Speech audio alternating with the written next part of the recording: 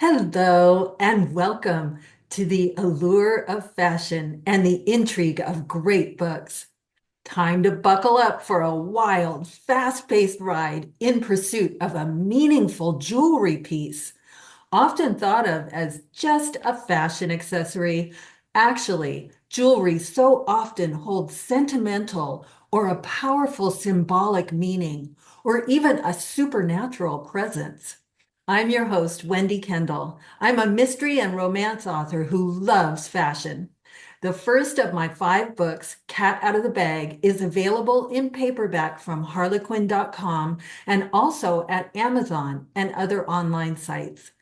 Cat Out of the Bag, Cat is Catherine Watson, purse designer and sleuth. As Catherine moves from designer bags to body bags, she's uncovering clues to a murder. And for a sentimental holiday book, I invite you to read my holiday novella, Heart of Christmas, Cookies and Dreams. Liz buried her hopes years ago when she buried her husband. Her dream to run her own bakery? Shelved, along with dreams of love. She hides behind a corporate desk, struggling for time with her young son and his grandmother, Violet. George is chef at the assisted living facility where Violet recovers from an accident. His adopted beagle, Phil, is George's only family and a therapy dog for the residents. Violet plays matchmaker, plotting a cookie bake at the facility kitchen. When tail wagger Phil suddenly disappears, George is desperate. The search leads George into a surprising twist of fate and accidentally pulls Liz along with him. Together, can they discover the heart of Christmas and find the ribbons of love that run through it? Please check my website, wendywritesbooks.com, for news, including updates on my book 6, A Mystery in Final Edits now. And thank you especially to all the readers who've told me how much they've enjoyed my books. My guest today is Dena Weigel, who writes international historical thrillers.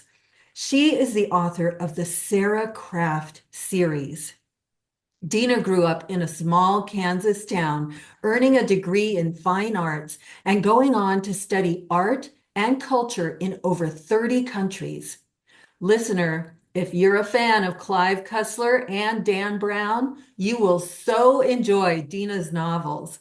Welcome, Dena Weigel, in pursuit of fashion and fiction. Thank you, Wendy. It's good to be here. I'm excited to have our talk and dive into areas of my book that I don't get asked about very often, the actual cross. Oh, yes, we want to talk about that.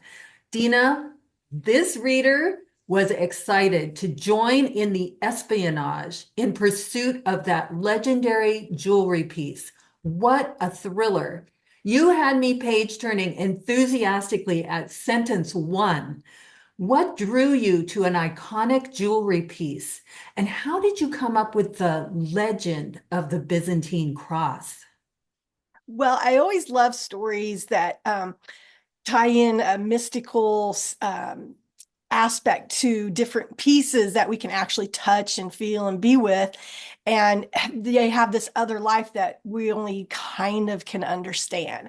When I created the legend around it, I, I I knew I wanted to have it be connected to a historical biblical event because that brings in that Dan Brown feeling. Um, and then I just kind of went from there. I felt like, I picked my spot that it was going to be attached to and went from that and kind of dialed back about what would this represent? What's the meaning of the story that it's connected with, and how would that be infused in a cross? And I came up with healing and rebirth and regeneration. So that's the legend of the cross, is that it can be a healer. It's fantastic. In your book, there's a potential supernatural force attached to the Byzantine cross. In adding this dimension to the story, what surprised you the most? I was actually very surprised as I was doing research in areas. that were related to my Legend of the Cross, how I would find one person that connected one part of the story with another part of the story. In the book, I have a Grand Duchess from the Romanov family who she introduced the royal family to Rasputin, the mad monk who had gained a reputation of being seedy and leading people into dark areas of their life. But the Romanov family believed he was a healer. So that allowed the cross to become part of his story. And the Grand Duchess had introduced them. And then when the Russian Revolution happened, she escaped to the Vatican, which is where my character, Sarah Kraft, finds out the beginning part of the history of the cross. And it just it surprised me. It just fell right into place as I was doing research. Isn't that amazing? Yeah. Yeah. It was waiting for me to tap into it, I think. Oh, that is such a cool thought. I love that. Do you have yourself a jewelry piece or jewelry pieces that you most treasure in your own personal collection?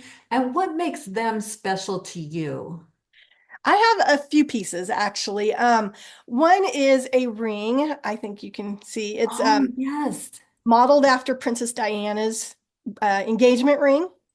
And it was a ring that my father bought my mother when they were on a trip in Italy. It was the year that Princess Diana got engaged, and they both really loved the ring. And when they found it, they decided that they needed it. And I inherited it when my mother passed away. So it's a very meaningful in a lot of ways to me. I Oh, also have two pendants here on my necklace. One is my name in Egyptian uh, oh, hieroglyphs, wow. and one is a Roman coin. And I got these on my travels. This one in Egypt, of course, this one in Rome. And you can also see the back of it. So they remind me of places I've been. And then one piece of jewelry that I actually don't have, but it was inherited. It goes down through the firstborn children of my family on my father's side. So my dad received it, and my sister will receive it when he passes away. It's a gold cross that was brought here from Russia through my ancestors who were Volga Germans, and they lived on the Volga River. They had immigrated there to farm for Catherine the Great, and then over time they immigrated to America, and they always had the cross with them. It always passed down through the first baby in the family. And so it'll go on. And it was something that I thought about as I came up with this idea for a cross.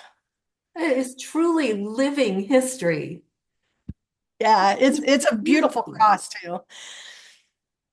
Oh, it's just a beautiful thought, too. Mm. Okay, I really want to talk about your character, Sarah Kraft. She is a former OSS spy. The Office of Strategic Services, OSS, was named in 1942, and the OSS gathered intelligence information about practically every country in existence. Sarah Kraft thought she'd left her dangerous post behind her when she's now in the 1950s New York City, but her former boss tracks her down and convinces her to accept a new mission, steal the ancient Byzantine cross from inside the Kremlin for the CIA. She's dragged back into the world of espionage. Please tell us about Sarah Kraft. Well, Sarah Kraft, she is an amalgam of many women that I admire. Many of them were spies during World War II. They worked with OSS or MI6, the British equivalent of the CIA. And and then some of them were journalists that were there in World War II. And I really admire the bravery, the fortitude. It wasn't always easy for them, especially being women in such a hardcore world, but they were undeterred and they did their jobs. They excelled at their jobs. And I also really the the series of Indiana Jones, I just love. It was always, very fun and exciting and adventurous. And I a lot of the way I like look to create the story kind of followed that flow of their plotting. And I brought in elements of James Bond because I wanted her to be a sophisticated woman, but she could get down and dirty like Indiana Jones. So those were my major influences. Wow, I like that. And from reading the book, I can really see that those influences in this fascinating, incredible character. And also, how about that dangerous, seductive force named Marco? Would you tell us about him? Oh, Marco, he is the man you love to hate.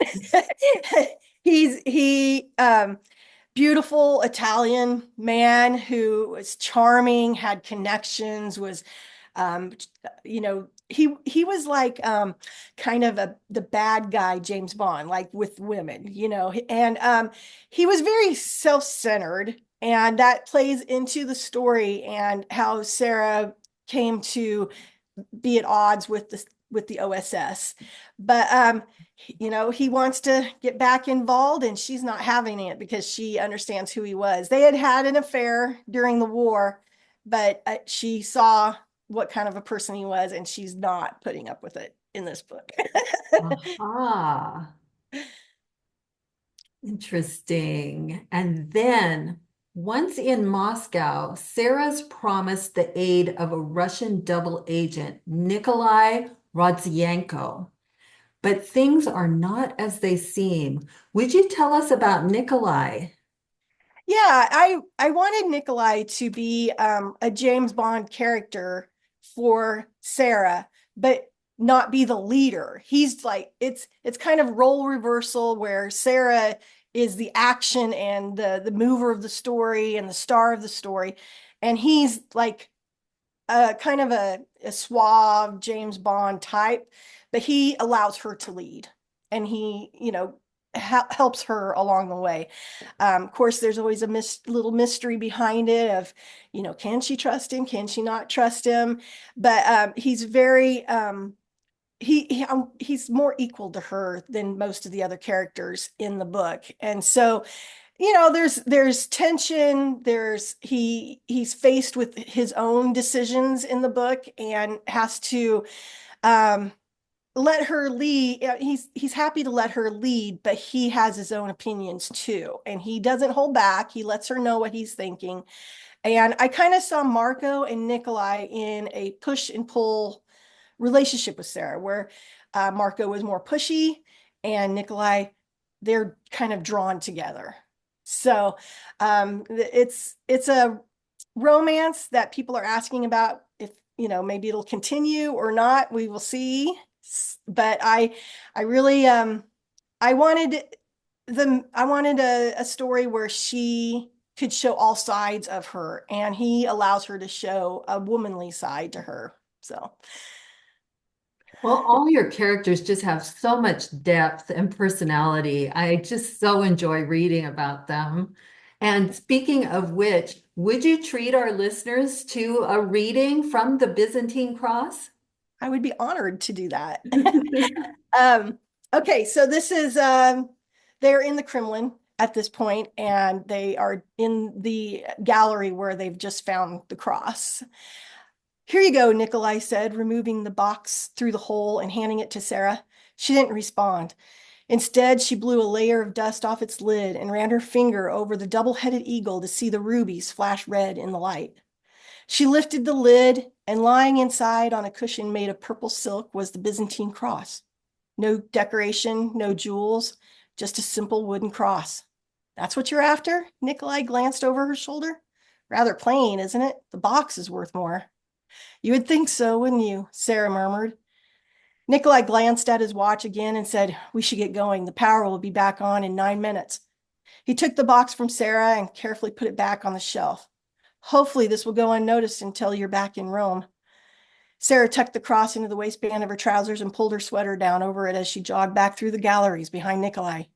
When they got to the main hall, they rushed toward the stairwell, but stopped when she heard the click of a gun behind them. Kremlin garrison, a deep voice yelled again a few feet behind them.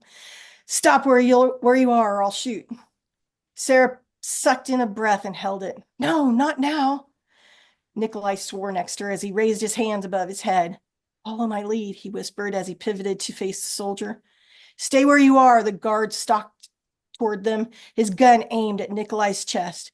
He appeared 20 years younger than Nikolai and bigger in size. This won't be easy. What are you doing here? The guard asked in Russian. I can assure you there is no need for weapons, Nikolai replied with feigned confidence. What's your name? The guard barked. Nikolai Rodzienko, Secretary of the Chairman of Defense. I have my credentials in my pocket if you'll allow me. He moved to reach inside his dinner jacket, but froze when the guard took a step forward. Keep your hands up. The guard closed the short distance between them in 3 steps and reached out to search Nikolai for weapons. I work in the intelligence office, Nikolai said. We're guests at the ball tonight. My date wanted a tour of the museum.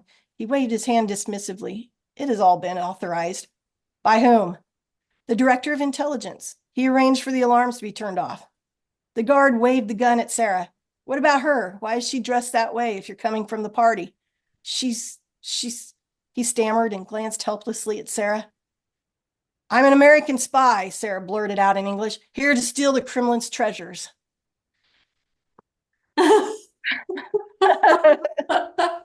And Oh boy, my it takes off from there. Oh my gosh. Wow. I'm breathless. Okay. What a great reading. I love it. Thank you. Okay. Now, pacing is a critical element to the story of a thriller. Here we have an indication right here. What is important for keeping the pace of the story so engaging? Well, I was very fortunate in that my story is a story of traveling. So they start in New York, they go to Rome, they go to Moscow, they go on from there after this little episode right here. And so it was a very easy setup for me to really keep that action going and really have that intensity because they're always on the run, always from like, I don't know, chapter like 7 or something. And and so it ups the pacing will up the ante for anything that comes along. If you have high intensity there, you're going to feel it in the conversations that they're having, and everything is kind of up when you have that much like just high intensity running.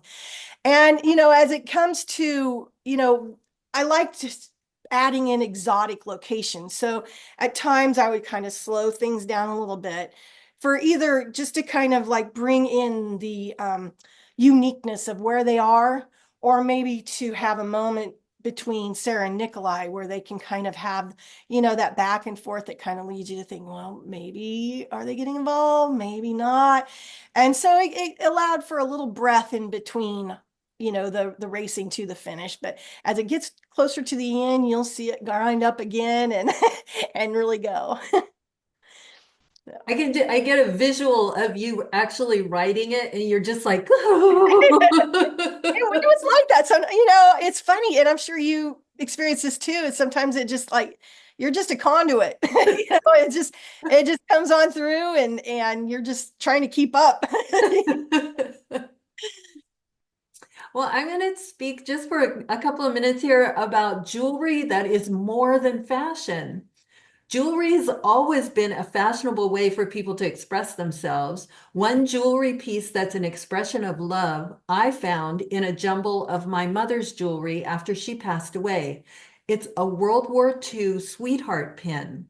Oh, The custom of gifting sweetheart jewelry dates back to World War I and became even more popular during World War II, when countless couples and families were separated as soldiers left home to fight overseas. Sweetheart jewelry was most commonly exchanged between romantic couples, but fathers, brothers, and sons also left family members with these tokens in their absence. Women purchased their own sweetheart jewelry too, either to remember a certain soldier or show support for the nation's forces as a whole. Wherever these sentimental items came from, their owners wore them proudly and passionately. Women also wore brooches to keep their family and country close to their heart. They tucked pictures of the soldiers they missed into treasured lockets, and they wore their hearts on their sleeves in the form of bracelets. My father was in the British Army in World War II and was sent overseas to fight. Besides his family, he had to leave his sweetheart, my mother. The pin I found among her things was from the British Army. The service created sweetheart pins, and my father had gifted one to my mother. Made of materials that had no monetary value, my mother had kept this pin through the war and then through 50 years of marriage. She no doubt cherished it. Now I cherish it too for the sentiment attached, and so do their grandsons. The love in this piece of jewelry is what makes it immortal. There are many historical references to people using jewelry accessories to express their love, beliefs, values, and aesthetic preferences. Personalized jewelry takes this concept a step further, with individuals creating a piece of jewelry that represents their unique identity. This customization can take many forms, such as engravings, birthstones, or unique materials. Personalized jewelry can be a fashionable way to show your individuality. It can also make for a thoughtful and meaningful gift. Personalized accessories become a reminder of a special memory or person.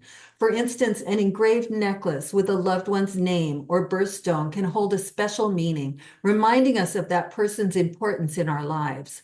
A bracelet with an empowering message or a quote can remind us of our achievements. By incorporating symbols and messages that reflect their social causes, faith, or personal values, wearers of personalized accessories can connect with others who share similar beliefs and passions. This can create a sense of community and belonging. Religious symbols or quotes is one example. Jewelry that includes symbols or messages related to a social cause can act as a way to connect with others.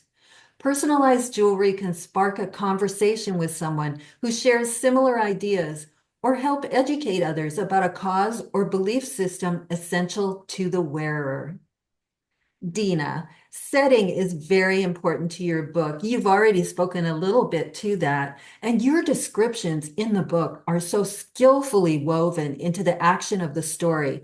I truly felt like I was there. And it's not just the location, but also the iconic historical period and the look and the feel of that jewelry piece, the object of the relentless search. Can you tell us a little bit about how you excelled at describing 1950s Moscow and inside the Kremlin and the Byzantine Cross? Well, I actually read a lot of books and looked at a lot of images online to kind of get a feel for that time period. But the thing that helped me probably the most was I was fortunate enough to study there for a month in 1993, and it was like right after the barriers came down and the Soviet Union became Russia. So there was a lot of kind of residual things that you could see were in from that time period. People were more reserved, didn't really talk openly about things. That was the main thing that I noticed. But we were actually there during the October Revolution in 1993. So, Gosh. we went down and we saw the tanks lined up outside the Parliament building right before they started blasting it and the fire took off and everything. So I was lucky that I was there in such a volatile time because I think that it kind of gave me more of a sense of the the feeling of being in the Soviet Union. It was a volatile time and people were scared, and it really helped me to kind of get that feeling of I remember when we went in across the border from Finland into Russia, and our train stopped at a station that was like the customs place, and to get our passport stamped and everything.